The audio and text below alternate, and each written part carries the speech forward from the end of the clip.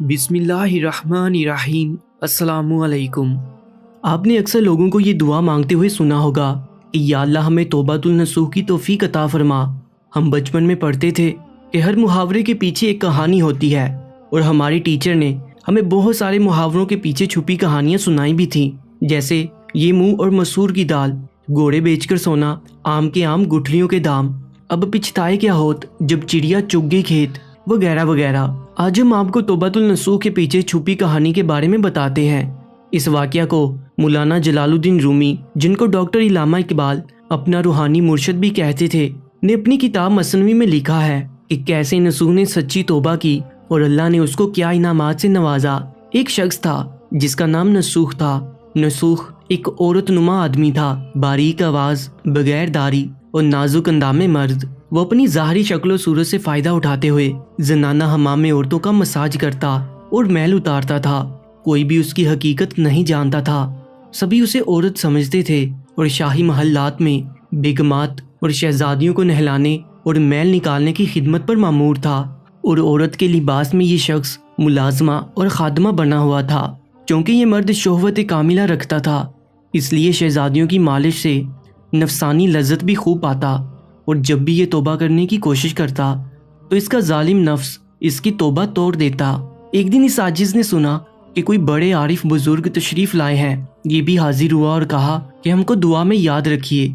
उन बुजुर्ग की दुआ कबूल हुई, यानी इस आजिज मस्कीन का काम बन गया। नसूह के लिए ये तरीका ज़रिया माश भी था और औरतों के जिस्म से लज्जत भी लेता था। कई बार ज़मीर के मुलामत करने पर इसने इस काम से तौबा भी कर ली, लेकिन हमेशा तौबा तोड़ता रहा। एक दिन बादशाह की बेटी हमाम गई। हमाम और मसाज करने के बाद पता चला कि उसका गिरा बहा गौहर, मोती या हीरा खो गया है। बादशाह की बेटी ने हुक्म दिया कि सबकी तलाशी ली जाए।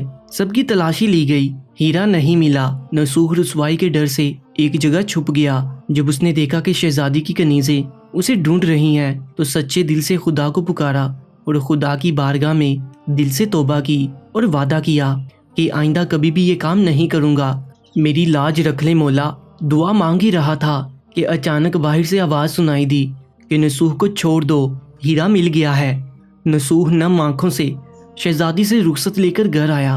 नसूह ने कुदरत का करिश्मा देख लिया था और हमेशा हमेशा के लिए इस काम से तौबा कर ली। कई दिनों से हमाम ना जाने पर एक दिन शहजादी ने बुलावा भेजा कि हमाम आकर मेरा मसाज करे, लेकिन नसूह ने बहाना बनाया कि मेरे हाथ में दर्द है, मैं मसाज नहीं कर सकता हूँ। नसूह ने देखा कि इस शहर में रहना उसके लिए मुनासिब नहीं है। सभी औरतें उसको चाहती हैं और उसके हाथ से मसाज लेना पसंद करती हैं। जितना भी गलत तरीके से माल कमाया था सब गरीबों में बांट दिया और शहर से निकलकर कई मील दूर एक पहाड़ी पर डेरा डालकर अल्लाह की इबादत में मशगूल हो गया। एक दिन उसकी नज़र एक भैंस पर पड़ी जो उसके करीब घास चढ़ रही थी। उसने सोचा कि ये किसी चरवाहे से भागकर यहाँ आ गई है। जब तक इसका मालिक ना आ जाए तब तक मैं इसकी देखभाल कर लेता हूँ। लिहाजा उसकी देखभाल करने लगा। कुछ दिन बाद एक तजारती काफिला रास्ता भूलकर उधर आ गया जो सारे प्यास की शिद्दत से निडाल थे। उन्होंने नसूह से पानी मांगा। नसूह ने सबको भैंस का दूध पिलाया और सब कुछ सैराब कर दिया। काफिले वालों ने नसूह से शहर जाने का रास्ता पूछा। नसूह ने उनको आसान और नज़दीकी रास्ता दिखाया। नसूह के एहलाक से मुतासिर होकर ताजरों ने जाते हुए उसे बहुत सारा माल बतौर तोहफा दिया। नसूह ने उन पैसों से वहाँ कुआं खुदवाया। आहिस्ता आहिस्ता लोग वहाँ बसने लगे और इमारतें बनने लगीं। वहाँ के लोग नसूह को बड़ी इज्जत और एहतराम की निगाह से देखते थे। रफ्ता रफ्ता नसूह की नेकी के चर्चे बादशाह तक जा पहुँचे। बादशाह के दिल में नसूह से मिलने का इश्तियाक पैदा हुआ।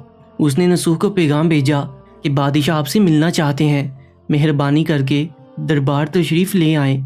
जब नसूह को बादशाह का पैगाम मिला उसने मिलने से इनकार कर दिया और माजरत चाही कि मुझे बहुत सारे काम हैं, मैं नहीं आ सकता। बादशाह को बहुत ताज्जुब हुआ, मगर इस बेनियाजी को देखकर मिलने की तलब और बढ़ गई। बादशाह ने कहा अगर नसूह नहीं आ सकते तो हम खुद उसके पास जाएंगे। जब बादशाह नसूह के इलाके में दाखिल हुआ, खुदा की तरफ से मलकुल मौत को हुक्म हुआ कि बादशाह की रूह कब्ज कर ले, क्योंकि बादशाह बतौर अकीदतमंद नसूह को मिलने आ रहा था और राया भी नसूह की हॉबियों की गर्विदा थी। इसलिए नसूह को बादशाह के तख्त पर बिठा दिया गया। नसूह ने अपने मुल्क में अदल और इंसाफ का निज़ाम कायम किया। वही शहजादी जिसे औरत का बेस बदलकर हाथ लगाते हुए भी डरता था। उस शहजादी ने नसूह से शादी कर ली। एक दिन नसूह दरबार में बैठा लोगों की दाद रसी कर रहा था कि एक शख्स वारिद हुआ और कहने लगा कि कुछ साल पहले मेरी भैंस गुम हो गई थी। बहुत ढूंढा मगर नहीं मिली। बराए मेहरबानी मेरी मदद फरमाए। नसूह ने कहा कि तुम्हारी भैंस मेरे पास है। आज जो कुछ मेरे पास है वो तुम्हारी भैंस की वजह से है। नसूह ने हुक्म दिया कि उसके सारे माल और दौलत का आधा हिस्सा भैंस के मालिक को दिया जाए। वो शख्स खुदा के हुक्म से कहने लगा, ए नसूह, जान लो, ना मैं इंसान हूँ और ना ही वो जानवर भैंस है, बल्कि हम दोनों फरिश्ते हैं। तुम्हारे इम्तहान के लिए आए थे। ये सारा माल और दौलत तुम्हारे सच्चे दिल से तौबा करने का नतीजा है। ये सब कुछ तुम्हें मुबारक हो। वो दोनों फरिश्ते नज़रों से गायब हो गए। इसी वजह से सच्चे दिल से तौबा करने को तौबातुल नसूह कहते हैं। तारीख की कुतुब में नसूह को बनी इसराइल के एक बड़े आबिद की हैसियत से लिखा गया है। प्यारे दोस्तों, नसूह रिज़्क कमाने के लिए अल्लाह का नापसंदीदा काम किया करता था। जब उसने वो काम अल्लाह के खौफ की वजह से छोड़ा तो अल्लाह ने रिज़्क के असबाब पैदा किए और बादशाहत तक अता कर दी। हराम तरीके से लज्जत हासिल करना छोड़ा तो अल्लाह ने निकाह में शहजादी दे दी। अल्लाह ताला सबको तौबा करने और तादम में मर्ग इस तौबा पर कायम रहने की तौफीक अता फरमाए। कमेंट सेक्शन में आमीन ज़रूर लिख दीजिएगा।